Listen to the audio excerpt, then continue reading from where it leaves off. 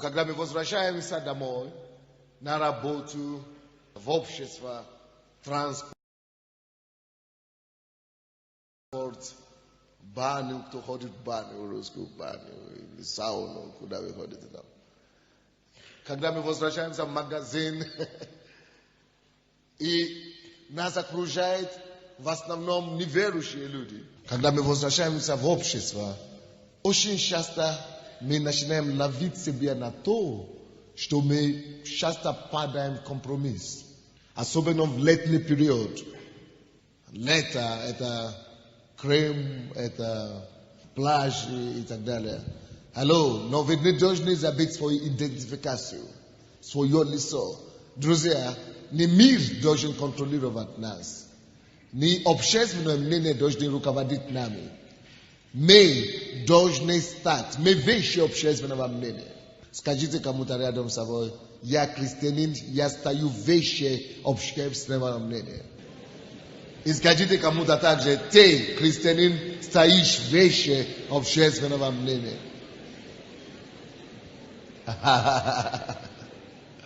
Вы знаете, как в миру думают все. Это лето, значит, девушки могут себе позволить одеваться как проститутки и ходить по городу. Мир так думает. Но это же лето, ты столько ждал лета. Но сейчас зима прошла. Давай сейчас начни вызывающе одеваться, как и все. Мы выше общественного мнения. Мы не контролируем общественное мнение. Мы святые Божьи. Мы не проститутки и не бабки тоже. Мы не бабники. Так что мы ведем себя прилично. Мы уважаемые люди. Мы лицо этого мира. Мы есть соль мира. Иисус говорит, вы соль мира. Мы надежда мира. Это мы соль земли. Что такое соль? Соль, знаете, что делает? Не просто дает вкус. И, конечно, это очень важный элемент. Если вы приходите домой, и ваша жена готовит украинский борщ, изобилие солит, можно расстраиваться. Мы, люди, которые должны дать вкус этому миру. Этот мир не имеет вкуса без нас. И когда там нету вкуса у мирских людей, они ищут чем-то заполнить. И вы знаете, что они делают? Они начинают создавать казино, начинают создавать дома проститутка, или как общественные дома, начинают пить, начинают колоться, начинают изменять друг друга. Почему? Потому что они ищут сладости, они ищут соли, это не хватает. Бог говорит, это наше предназначение осолить мир. Мы, ты, я, мы есть соли мира. Алло, мы важны, поймите это. Мы важнее, чем общественного мнения. Мы важнее, чем мира самого. Без нас у мира нету выхода. У мира нету перспектива. Это факт. Мы лицо нашего любого общества. Посмотрите любое общество. Там, где христианство запрещено или Евангелие не проповедуется, там разврат, там обман. Там, сплошное предательство. Там просто двойная жизнь. Потому что люди сами по себе не могут стать солью для себя.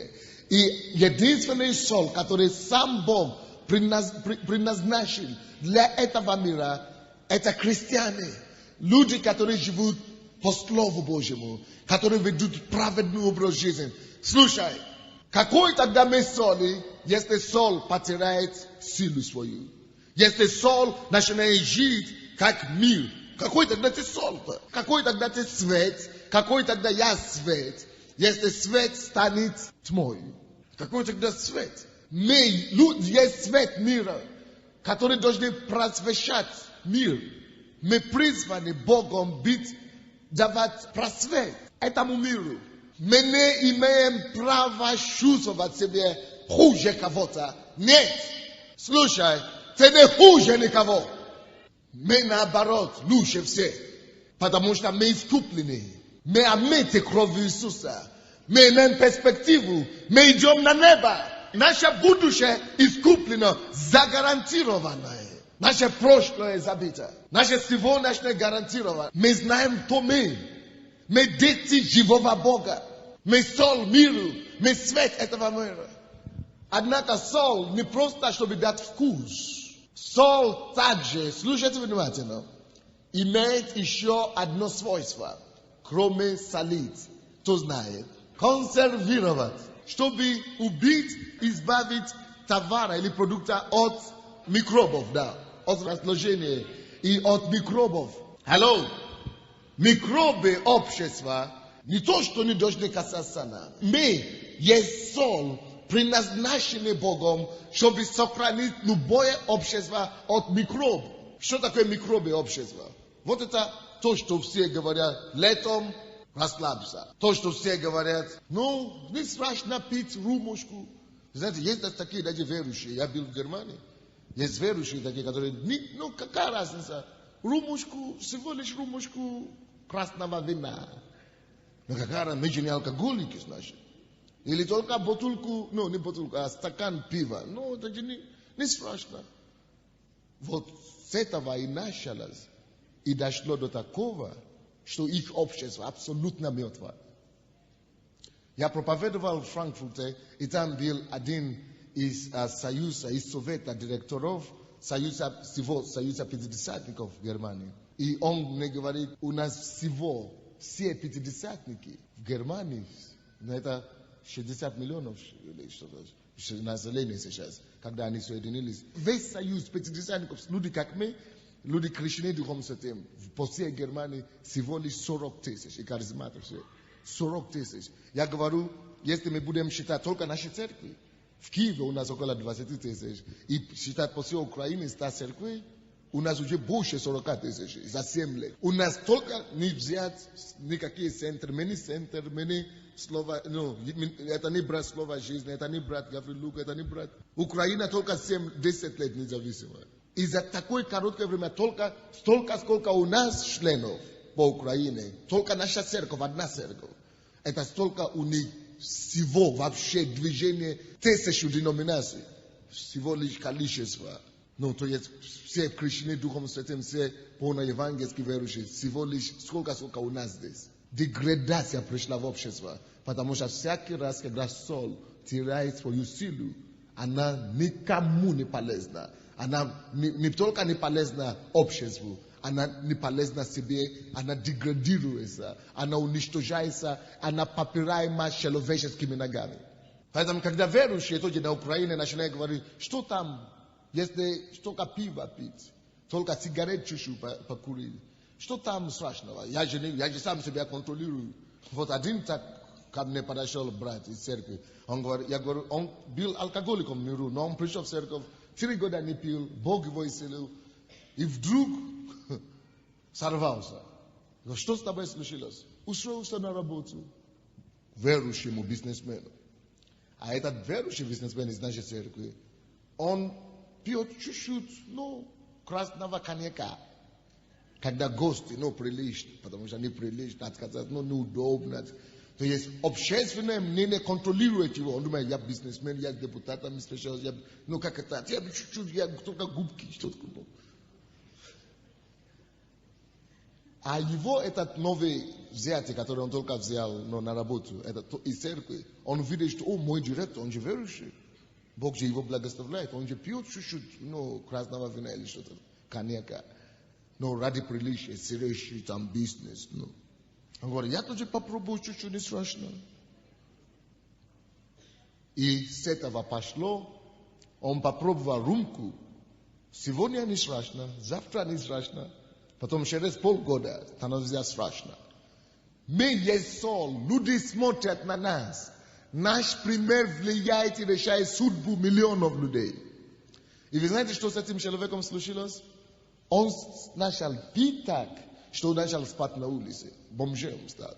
Он развелся с женой, его семья полностью распалась от одной рюмки. Человек, который видел Божий сон. Соль должна, наоборот, презервировать общество от микробов, от разложения. Kому Bog doверял этой высокой званию, это высокое поручение, чтобы сохранить украинское общество от разложения, и чтобы избавить украинского общества от микробов. Кому Бог дал такое высокое звание? Это мне и вам. Нам Бог доверял. Нас Он доверил. Нам Он поручил такое высокое призвание сохранить это общество от разложения. И твои поступки, послушаться Богу или не послушаться Богу, слушай, это не только твоя собственная жизнь. Это не просто твоя жизнь. Это влияет на жизнь всего общества. Потому что мы не просто живем для себя больше. Мы теперь живем, чтобы прославить Иисуса. А наша жизнь влияет на все общество. Мы сохраняем общество от микроб, от разложения. Запишите это и запомните. Мой поступок, мой образ жизни либо разлагает общество, либо поощряет разложение общества в целом. Только мое отношение, мои поступки, либо оно сохраняет и солит общество от микробов и дает соль и вкус общества. И когда мы, допустим, говорим из-за того, что я встречаюсь с высокопоставленными людьми, или из-за того, что я бизнесмен, но неприлично отказаться от рюмки, неприлично отказаться от еще чего-то, но от проституток, может быть, даже, которые до этого доходят. Взятки, да. Когда мы не можем отказаться от таких вещей, слушайте, друзья, это значит, что общественное мнение контролирует нами. А если общественное мнение контролирует вас, это значит, вы еще не личность, вы не поняли, кто вы такой. Вы не поняли, что наоборот, это мы должны решать судьбы общества. Не общественное мнение должно влиять на нас, мы должны создавать общественное мнение. Мы должны установить стандарты для общества. Стандарты по моде, по одежде. Почему бы людям не создавать вообще-то христиане нормальные моды? Мы должны создать моду для общества. Мы должны создать уровни, стандарты приемов, общественных поступков для общества. Мы должны утвердить и полагать для общества нравственные законы. Они должны смотреть на нас, на работу. Все, с кем мы сталкиваемся, должны знать, что вот эти люди, это есть люди высокого стандарта. Если ты еще стесняешься от того, что ты христианин, если ты стесняешься от того, что ты живет праведно, тогда грош цена, значит. Пожарный день? Не, без пожара еще. Базарный день. Значит, твоя жизнь превращается в базар. Тобой можно торговать, потому что у тебя нет принципов, у тебя нет стандартов. Ты не знаешь на себе цену. А вы знаете, цена, которая заплатена за нас, это самая высокая цена, которая может быть. Это цена жизни Иисуса Христа. Это цена, цена Божьего. Иисус Христос отдал свою жизнь, чтобы меня приобрести. И сделать меня не только нормально, чтобы Он сделал меня Его представителем. Он меня сделал Его лицом. Он искупил меня своей кровью. Это цена, которая на меня лежит. Это цена, которая на вас лежит. Вот почему наша с вами жизнь, она вполне способна принести благословение вместо проклятия. Наша с вами жизнь, она вполне способна принести свет вместо тьму. Наша с вами жизнь, она предназначена, чтобы наоборот сохранять общество, солить общество от микробов, вместо того, чтобы разлагать общество. Потому что цена великая стоит за нашу жизнь. Иисус отдал свою жизнь на крест. Он умер, чтобы мы могли жить достойную жизнь для Него, праведную жизнь. И когда мы стесняемся в обществе за свою репутацию и не думая о цене, которую Иисус заплатил, тогда, значит, мы вообще не поняли, что за спасение, которое у нас есть. Поймите, вам скажу одно дело. Спасение, которое у нас с вами есть, вы, которые спасены, которые знаете, что вы идете на небо. Дьявол знает цена неба. Он знает цену неба. Он знает сколько это стоит. Он знает, как это дорого. Слушай, у вас нету больше жемчужина и ценности в этом свете, в этой жизни, чем ваше спасение. У тебя нету ничего дороже, чем твоего спасения. У тебя нету ничего ценного, чем спасение, которое у тебя есть. Просто нет ничего более. И дьявол это знает, что у него даже нету. Хотя у дьявола есть все деньги этого мира, все сильные мира сего. Но дьявол знает, что то, что у нас есть, больше намного, чем то, что у него есть. Поэтому дьявол посылает нам искушение. Если бы мы не были ценны для него, если бы мы не были важными для него, если бы мы не были бы важными в духовном мире, дьявол бы так нас не искушал. Причина, почему дьявол борется против нас, против нашей праведности, против нашего святой образ жизни, против нашего стандарта, уровня и жизни по подобию Христа, только по одной причине, друзья. Потому что дьявол хочет отобрать то, что у нас есть. Дьявол хочет, чтобы мы потеряли это спасение. Потому что он понимает, что это спасение, если мы потеряем его, что тогда мы становимся рабом ему автоматически. Поэтому он будет давить на нас через общественное мнение, через родственников, через друзей, через работников на работе, через коллег, через людей, которыми с кем мы сталкиваемся. Они будут называть вас разными именами, они будут называть вас слабыми, штундами, темными, забитыми, сектантами. Они будут называть только что угодно, чтобы достать только. Фанаты, дьявол сейчас достать, чтобы просто вы могли потерять то, что у вас есть. Но вспомните, друзья, в отличие от людей мира сего, мы были там, где они были. Мы были неверующими. Мы жили там. Мы уже пробовали эту жизнь. Мы уже однажды пили, курили, гуляли, блудили и так далее. Мы знаем, что это такое. Мы знаем, что ничего хорошего там нету, кроме уничтожения и разрушения.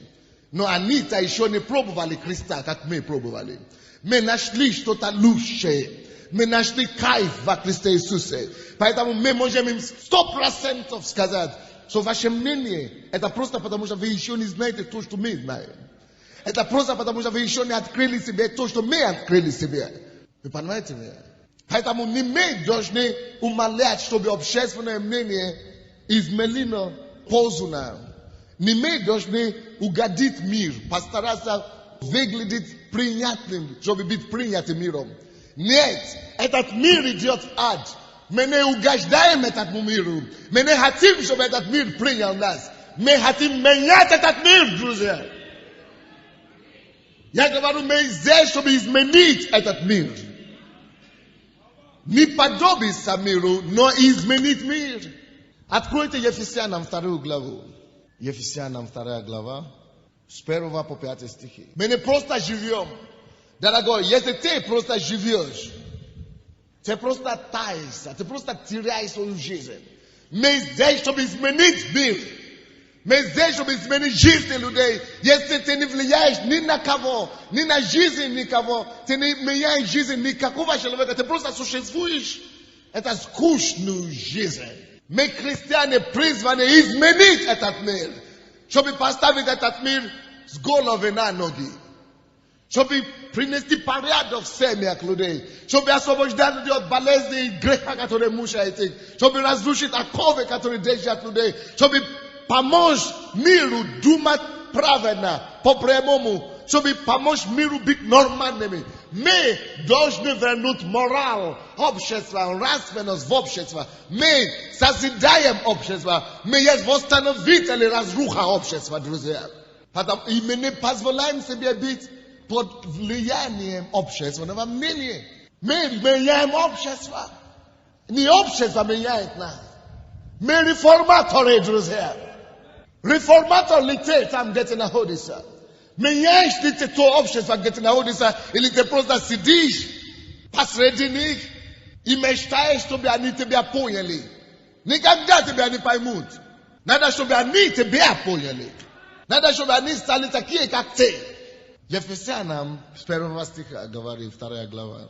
И вас Mертвых по преступлениям и грехам вашим. Мы были мертвыми в грехах и преступлениях. Точно как этот мир. Так что мы были, где они находятся сейчас. Этот мир весь погряз в греха и преступления. И они мертвы там. Они просто умирают там.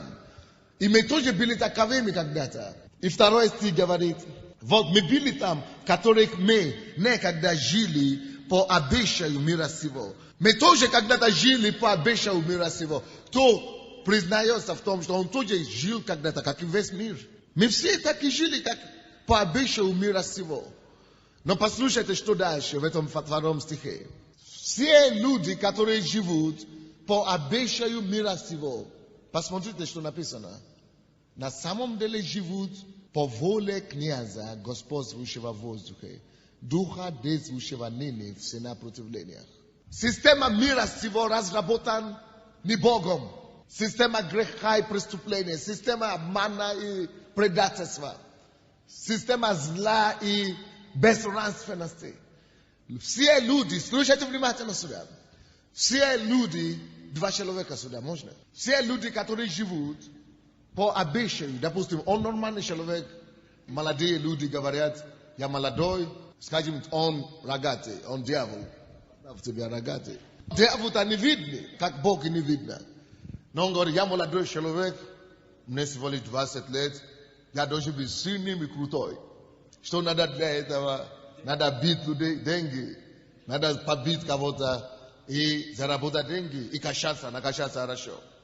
Крутым надо выглядеть. Надо ездить на самых крутых машинах и возиться с женщинами.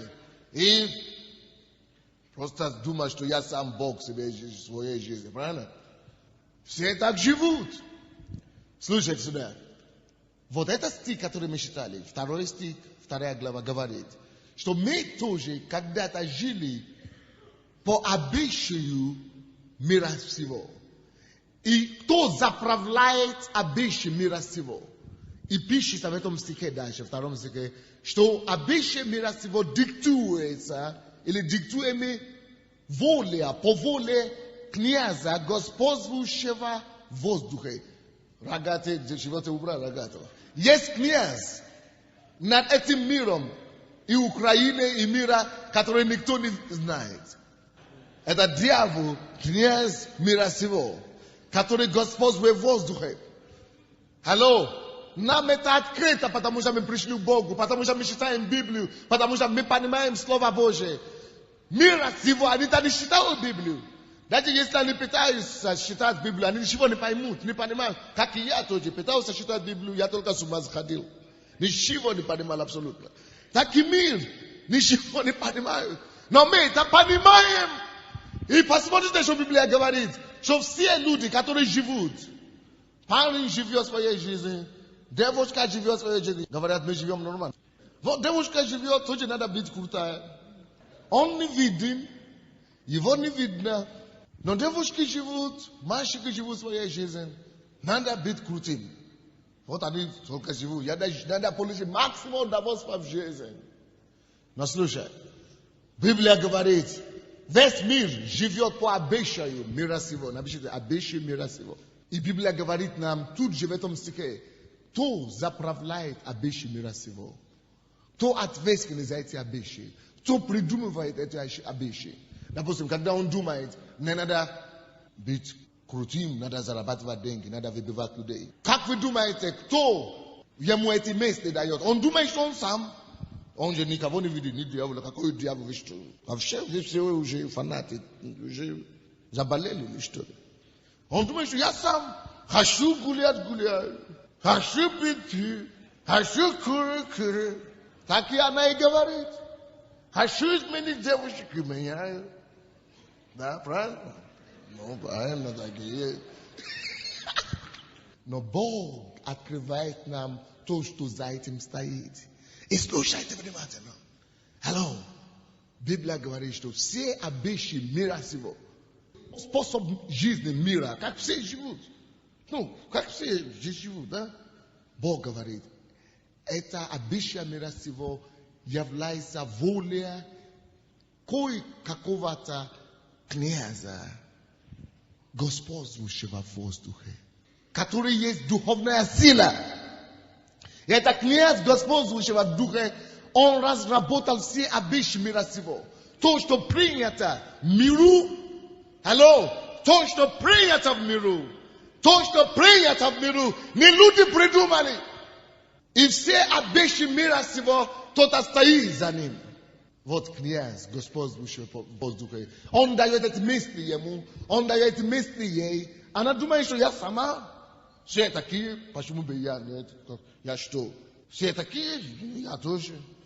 Все такие, я тоже. Но они не знают, что есть князь в воздухе, который как по дистанционное управление дает мысли. Делай то, делай то, делай то. И вот как разработан все обычаи мира сего. И мы также жили по воле этого князя господствующего в воздухе. Они этого не знают. Они думают, что они живут нормально, как и все. Слушайте сюда.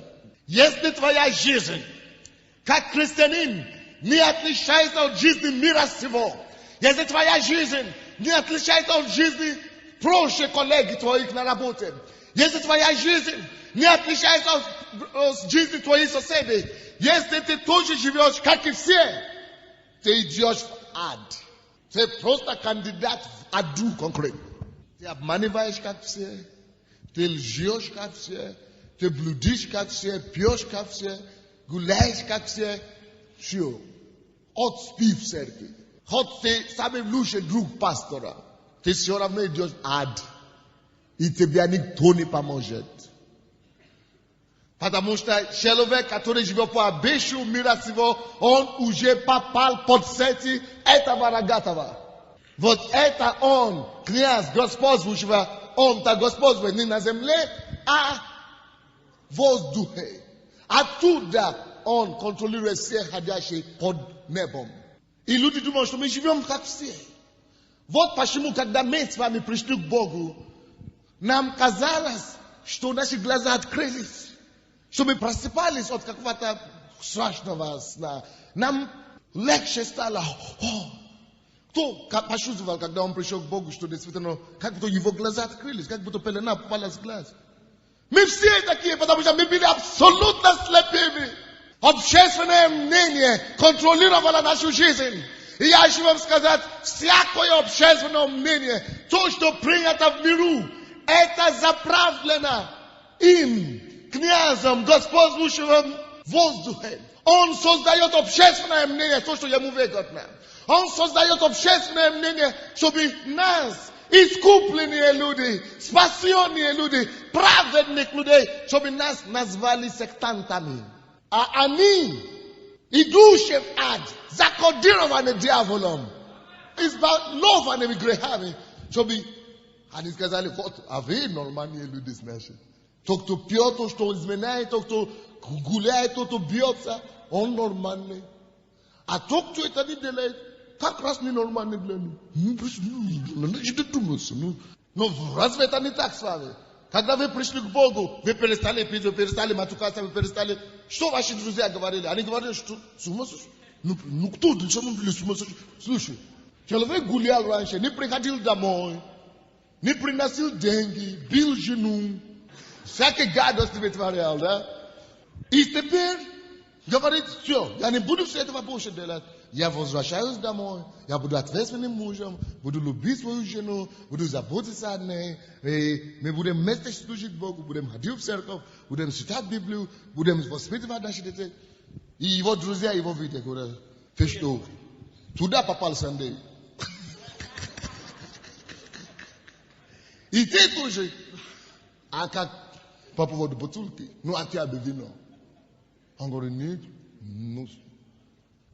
Он говорит, Саша, я видел Коля вчера, он же ходил, поехал полностью. Ну, слушай, но кто на самом деле поехал? Тот, который изменяет, бьет жену, издевается на жену, или тот, который нормальный, порядочный? Вот мир все наоборот думает. Почему? Потому что мир создает общественное мнение. Мир – это тот, кто заправляет общественное мнение. Не мир, дьявол.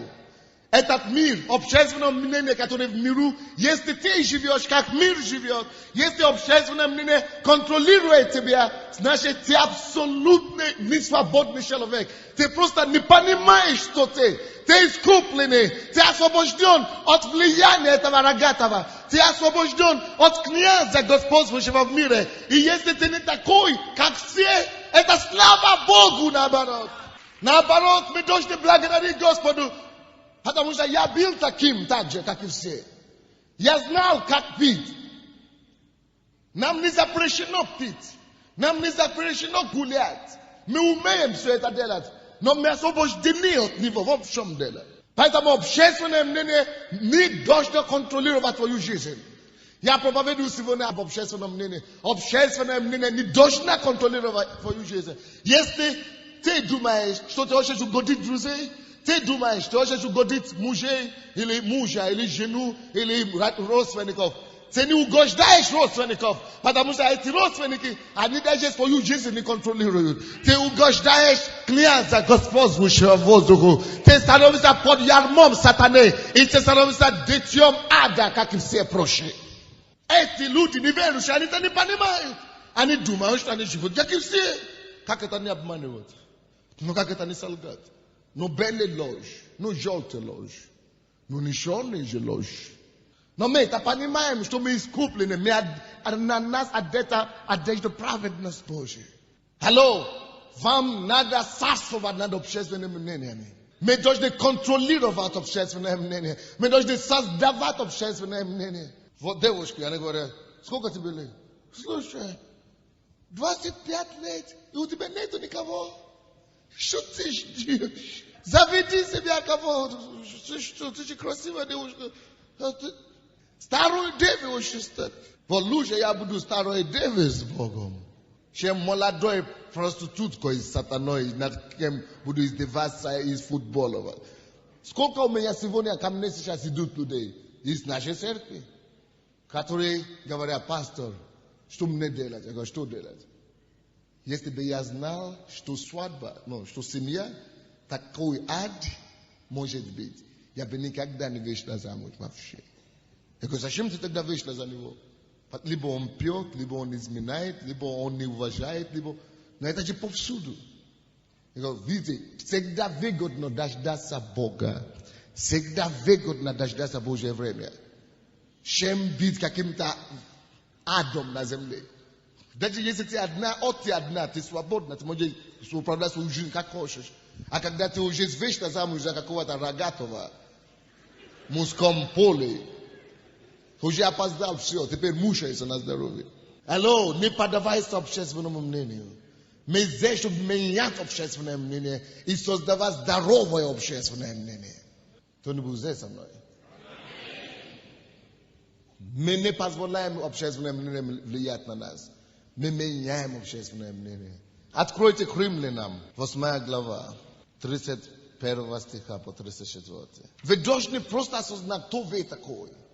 Вы знаете, я хочу показать вам какой-то фильм сегодня.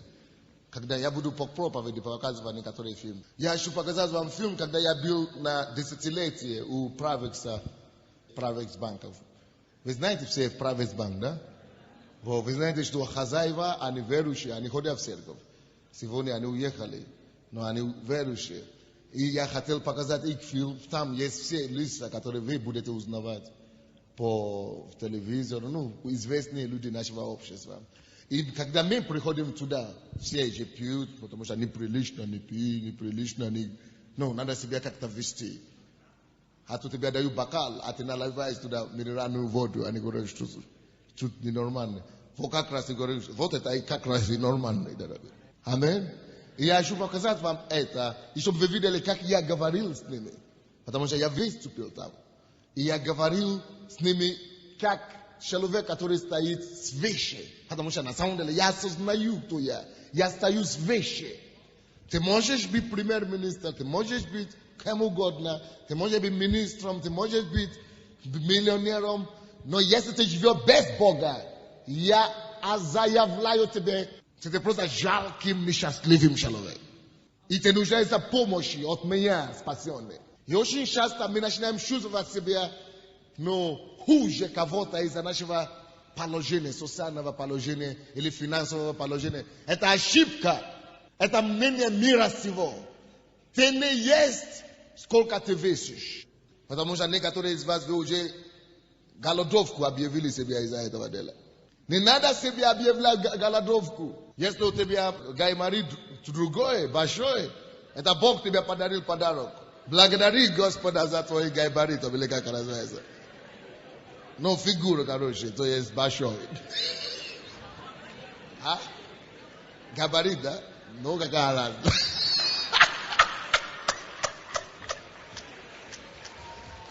Ты не должен зависеть от общественного мнения. Вы знаете, что приходит ко мне в голову иногда?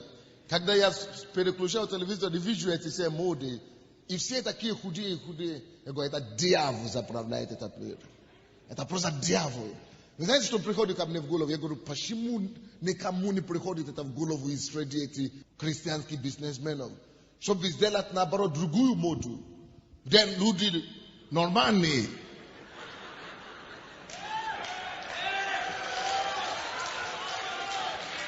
Покруче. Слушай, ты не есть, сколько ты весишь. Ты есть, кто ты есть внутри. Попробуйте сказать бабушкам, что они есть то, что они весят. Это ложь дьявола. Ты также не есть, сколько ты зарабатываешь. Ты есть то, кто ты есть в духе. Ты не есть твоей работой или должность, которой ты занимаешься. Это не то, что определяет наше лицо. Или наша личность. Мы есть личность во Христе Иисусе. Иисус искупил нас и сделал нас достойными. Мы дети живого Бога. И никто из нас не имеет права чувствовать себя ущемленным или хуже кого-то, потому что вот тот ездит на Мерседес, значит, а я хожу пешком. Зато он не спасенный, а я знаю, кто я. Я искупленный. Я его спаситель. Он мучается, это я его должен избавить от этого мучения. Вот комплекс неполноценности, это дьявольская болезнь. Если ты заболел этой болезнью, комплексом неполноценности, значит ты просто не понял, что ты спасен, забил, наверное. Спасенный человек должен иметь другой комплекс. Комплекс победителя, может быть. Комплекс высшей расы, может быть. Это Гитлер уже портил это, конечно. Это понятие. Но комплекс победы. То есть это победа, сознание, психология победы должны стать для вас комплексом. Что наоборот, тяжело тебе мыслить иначе. Наоборот, вот это должен стать комплексом для тебя, что я слишком хорош во Христе Иисусе. Я праведный во Христе Иисусе. Комплекс праведности должен быть у тебя. Лучше иметь комплекс праведности, чем иметь комплекс неполноценности. Поэтому все люди ненавидят евреев. Потому что они знают, откуда они. Они знают, что они народ избранный Богом. И они имеют это комплекс превосходства. Вот то, что я искал. Слово, которое я искал. Комплекс превосходства должна быть у каждого верующего. Мы должны быть как евреи, потому что мы тоже евреи во Христе Иисусе. И евреи, они, даже если он бедный еврей, даже если он нищий еврей, он все равно имеет достоинство какое-то внутри. Поэтому очень тяжело евреев переубедить или евреев заманить, потому что они наоборот тебя скорее переубедят и обманут, сколько раз они хотят. Потому что у них есть комплекс превосходства. Потому что они знают, откуда они. Чья кровь течет в их крови. И ты тоже должен знать, чья кровь течет в твоих венах. Мы дети живого Бога. Создатель неба и земли. Комплекс полноценности. Комплекс превосходства. Аллилуйя. Куда ему там комплекс неполноценности? Нам, после того, как Иисус уже переселился жить в нас, куда неполноценности? Когда сам живой Бог живет в моем сердце, какой неполноценность? Наоборот, комплекс преимущества, превосходства. Поэтому мне не надо одеваться как проститутки, чтобы быть полноценным, чтобы иметь имидж. У меня уже имидж во Христе Иисусе. Мне не надо ездить на Мерседесе, чтобы иметь имидж. У меня уже имидж во Христе Иисусе.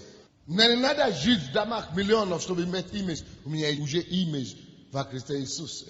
Римлянам 8 глава 31 стиха. Что тогда скажем на это? Что скажем на это? Если Бог за нас, кто может стоять против нас? Алло, ты верующий? Ты сын, дочка живого Бога. Бог за тебя! Вы согласны или нет? Да или нет? Если Бог за тебя, ну скажи, кого ты хуже? Кто может быть против тебя? Кого ты хуже? Ты не хуже никого. Ты не хуже никого в этом мире. Кто может сравниться с собой, когда Бог с тобой? На работе ты должен знать, что ты сын живого Бога.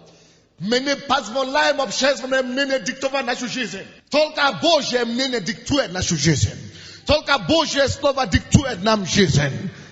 Божье Слово — это наш авторитет. И мы меняем мир этим Божьим Словом. Кто может быть против нас? Кто может стать возле нас? Если мы дети Божьи, если Бог за нас.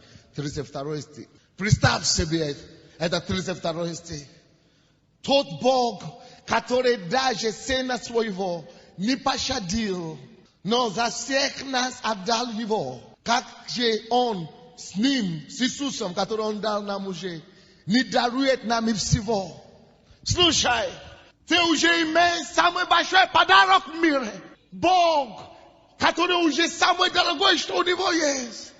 Его единородного Сына отдал для тебя. Отдал Его жизнь за выкуп тебе, чтобы быть выкупом для тебя, чтобы тебя приобрести. Он отдал самое большое чудо для тебя. Как же Он тебе не даст всего? Что тебе нужно от мира? Алло, не умоляйся перед миром. Алло, не умоляйся в компромиссах в этом мире. Алло, не умоляйся перед грешными. Каждый грешник в этом мире, никто из них не достоин вам. Не нам нужно умоляться перед ними. Нам надо привести их к умолению перед Богом. Не умоляйся перед миром. Не плайся какому-то грешному даде. Поверь твоему живому Богу, что Он даст тебе всего. Если Он уже тебе дал самое главное, самое дорогое, самое ценное, Сына Своего единородного, Он уже тебе Его дал. Что же Он тебе не даст, а? Ему все возможно. Он Бог неба и земли. Он просто ждет, чтобы ты полностью на Него полагался. Он просто ждет, чтобы ты полностью Ему доверился. Чтобы ты был продан Богу на 100%. Давайте будем одержимыми Богом, друзья. Давайте будем радикалами для того, кто умер за нас, кто не пожалел ничего для нас. Давайте примем решение, чтобы ничего не пожалеем для Него. Если ты жалеешь себя для Бога, ты бедняк. Если ты жалеешь твою энергию, твое время, сказать слово перед Богом, ты жалеешь себя. Ты стесняешься за Иисуса. Тот, который умер за тебя. Пролил кровь, чтобы тебя спасти от ада. Проснись, дорогой верующий. Проснись, дорогой христианин. Вернись домой. Очнись. Пробудись. Ты важный. Ты искуплен драгоценной кровью. Ты не второсортный человек. Ты ценный. Ты сын, дочка живого Бога. Ты не хуже кого. Кто-то из вас живет в гражданском браке сейчас. Потому что ты не хочешь потерять женщину. Ты не хочешь потерять этого человека.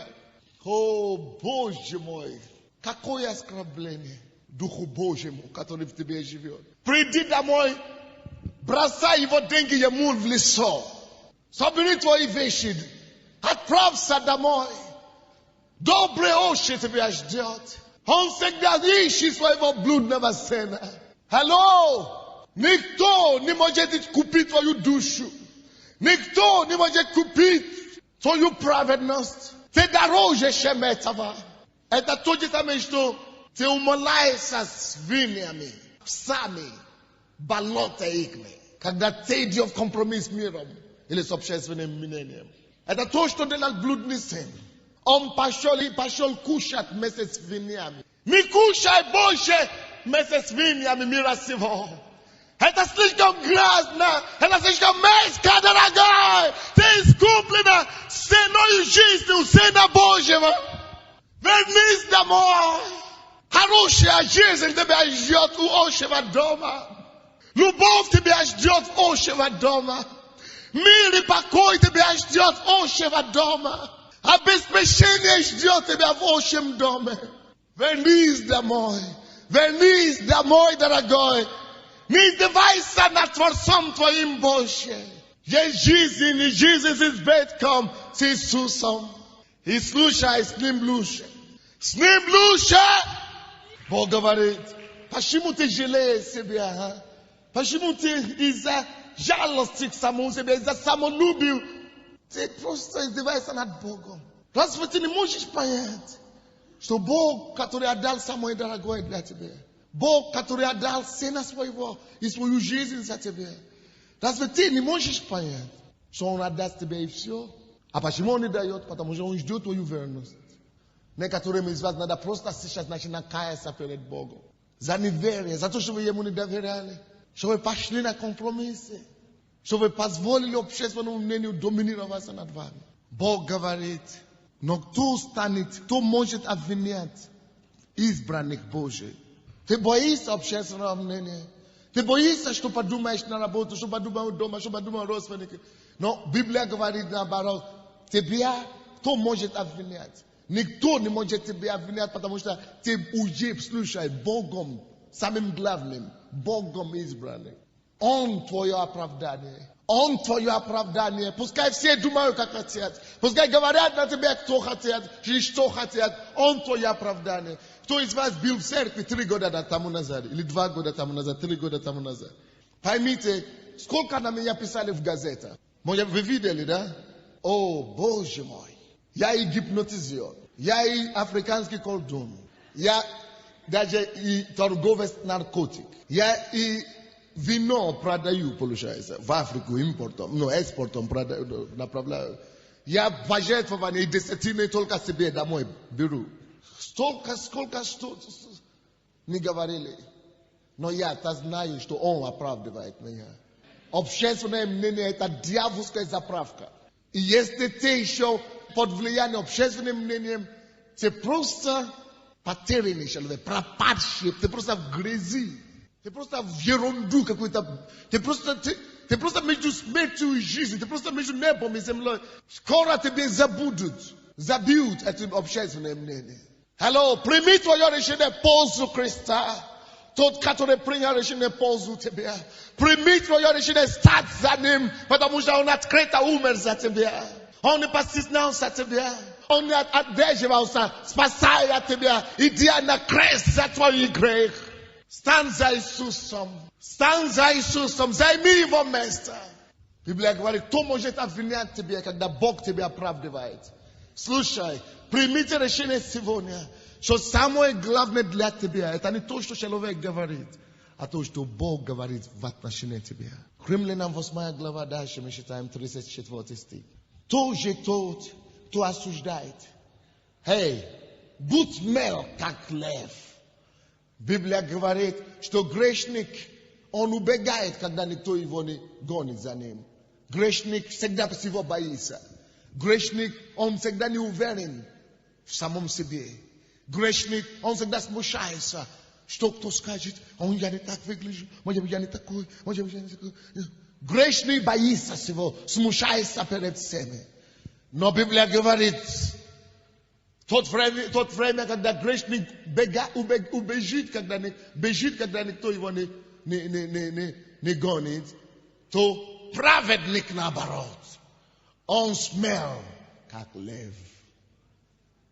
Бог соделал нас праведниками. Сохрани эту позицию праведности. Живи достойно Богу, и ты будешь смел, как лев в любое время. Алло, от праведности не стыдно. Это от греха позорно стыдно.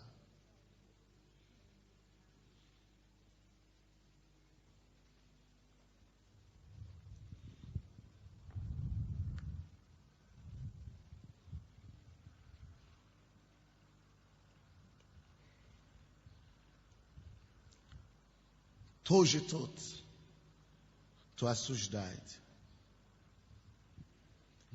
Нам должно быть все равно, что кто говорит. Потому что Христос умер, однако же и воскрес. Он и находится одесную Бога, Он и ходатайствует за нас. И, конечно, никто не говорит, что ты совершенный. Я не совершенный. Никто из нас не совершенный. Но у нас есть Христос, который в одесную Отца ходатайствует за нас. Мы будем падать, мы будем совершать ошибки, производные, непроизводные, но мы должны каяться перед Богом, держать открытое сердце. Всегда уметь сокрушаться перед Богом, когда мы что-то делаем неправильно. И быть готовы менять свою жизнь к лучшему. И Он ходатайствует за нас. Поэтому не от человека мы получаем оправдание или осуждение. Его мнение самое главное. Он милующий нас. Он Бог, оправдывающий нас. Не будьте зависимы от общественного мнения. Вы знаете, очень важно, чтобы мы это поняли. Что то, что общество думает, то, что люди говорят, это не то, что решает нашу судьбу. Я вам скажу, что в это последнее время, Бог мне сказал это на дне, что я буду использовать служанки, люди, которые работают домашними домохозяйками, либо они убирают дома, или они сидят с детьми. Бог говорит, я буду их использовать сейчас, много использовать их, чтобы спасать сильных мира сего на Украине. Через, не знающие вроде бы в их глаза, да? Вроде бы, что вы такое служение, что мне скажешь? Вот их Бог говорит, Он мне это говорил. И вы знаете, я хочу бросать вызов всем вам, чтобы кому Бог положит на сердце. Давайте начните бизнес. Губернатки, или как называется. Губернатки снабжать, чтобы просто начинать снабжать дома, губернатками и домохозяйками верующими. Потому что вы будете этим самым не только зарабатывать себе деньги, но спасать жизнь этих людей. Это от Бога, я вам говорю. Если кто начнет этот бизнес, просто Бог через него сделает очень огромное дело. Вы знаете, и это так и было во время Евангелия, то есть Деяния апостолов. Бог спасал людей в доме Кесаря через служанки. Вы знаете, я бросаю вам вызов, пускай кто-то начнет этот бизнес. У нас есть сестры здесь прекрасные, братьев, которые не работают, и они могут работать в любом доме, они могут готовить хорошо. Дайте им работу, организуйте это дело. Бог благословит вас, и еще через этих людей спасение просто придут в дома многих людей. Потому что написано, что через немудрый мира сего, через немудрых, вроде бы они не мудрые, да? Вот через них как раз Бог будет уразумлять мудрых. Вы понимаете меня? Вы понимаете меня, да? Через немудрых мира сего Бог будет разумлять мудрых. Через простых, вроде бы они никто. Вот я, допустим. Вы знаете, как украинцы думали при Советском Союзе об африканцах? Как последние люди, это просто жертвы империалистов, да? Надо жалеть и... Вот Бог любит такие вещи делать. Кто-то говорит, я женщина. Вот потому что ты женщина, как раз Бог тебя будет использовать. Я молодой, я молода. Вот как раз Бог любит использовать незнающие мира сего, чтобы разумлять мудрых. Вы понимаете меня, да? Вы знаете, я только что приехал из России. И там один человек, 50 чем-то года лет ему, или 40 чем-то, 40, может быть, 50 лет. Он, когда я там проповедовал, он всегда мне приносил воду пить. Он приносил воду. Пожилой человек, мужчина. И жена, то есть женщины. И потом заговорились. И он мне говорит, я главный инженер, какой-то был в Санкт-Петербурге, он ушел сюда, и он покаялся. On говорит, я люблю служить людям, которые дают жизнь. Он говорит, я знаю, какую жизнь у меня была. Он говорит, премьер-министр ваш, Кинах, новый премьер-министр, был у меня другом, свидетелем на свадьбе. Хорошие друзья с ним. И он был главным инженером города Санкт-Петербурга. И тут он подает не просто воду пить во время проповеди. Смиренный человек. Но что я говорю? Бог любит поскорблять мудрых мира сего через незнающих. Тем незнающих тем больше у вас возможностей вообще-то. Это наоборот, как мир думает. Это противоположно тому, что мир думает. Поэтому не позволяет никому пренебрегать тебя, если ты искупленный, ты верующий, ты спасенный. Ты дочка Бога, ты сын живого Бога, ты важный перед Богом, Бог тебя доверяет. Когда мы были в Германии прошлой неделе, они же смотрят на Украину, даже они думают, что вообще здесь еще хуже, чем как здесь на самом деле. Что мы бедные, да, что здесь разруха, что здесь нет демократии. Но когда наш пастор, Сергей, я смотрю на него, Минский подольский пастор, он там сейчас проповедует, учит немцев. И когда он начал проповедовать, слушай, Сергей сюда пришел алкоголиком 5 лет тому назад. Он 3 раза имел попытки закончить жизнь самоубийством. И Бог его привел в церковь, и он спасся. Это человек, который алкоголик, самоубийством заканчивал жизнь свою. И эти немцы сидели важные, многие из них действительно важные люди. И важно, и слава Богу, Бог может делать нас важными в миру, и везде. И они сидели, и я сказал, в первый день я не буду проповедовать, я чтобы кто-то из моих пасторей проповедовал. И Сергей проповедовал.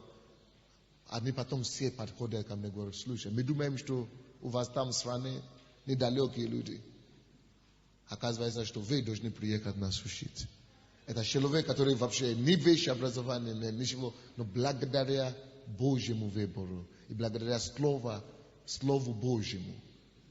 Потому что они говорят нам, там, в Германии, самая большая проблема, которая у них сейчас есть, это русские немцы, которые туда выехали.